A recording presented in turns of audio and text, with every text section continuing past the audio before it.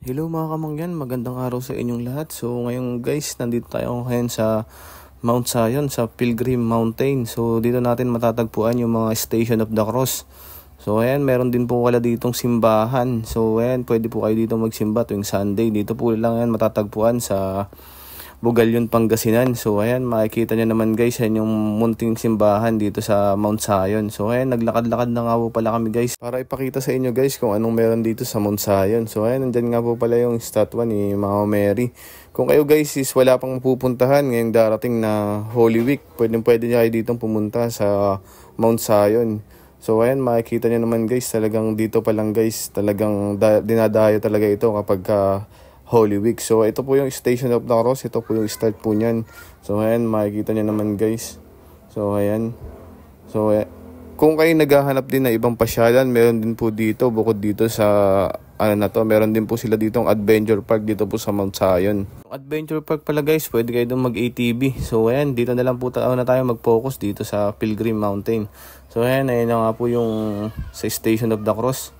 So makikita nyo dyan yung mga rebulto. So ayan nga po si Jesus na nagpapasan po ng krus. So ayan, makikita yung start by start yan guys. Makikita nyo talaga dyan. Talagang mahaba man lang laka rin, pero sulit talaga pag nakarating kayo dun sa pinakadulo.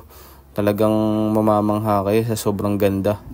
Kasi sa ngayon ito guys is private property. Kung mapapansin nyo, sa ngayon medyo madumi yung area nila, hindi po masyado na may maintain. Pero pag Holy Week naman po daw is maraming mga tao dito.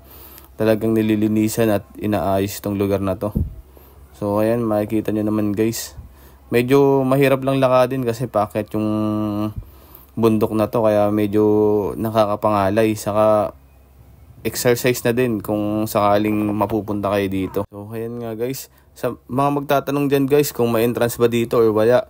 Sa ngayon guys, wala pong entrance dito nung pumunta po kami guys. So ayan, hindi ko lang po sure kung kapag Holy Week is magkakaroon sila ng entrance. Kasi pag Holy Week daw po, sabi po nung nagbabantay is sobrang tao daw po talaga dito. Kasi dinarayo talaga to pag Holy Week. So ayan, makikita nyo naman guys, ayan yung mga Station of the Cross na pagkakasunod-sunod talaga.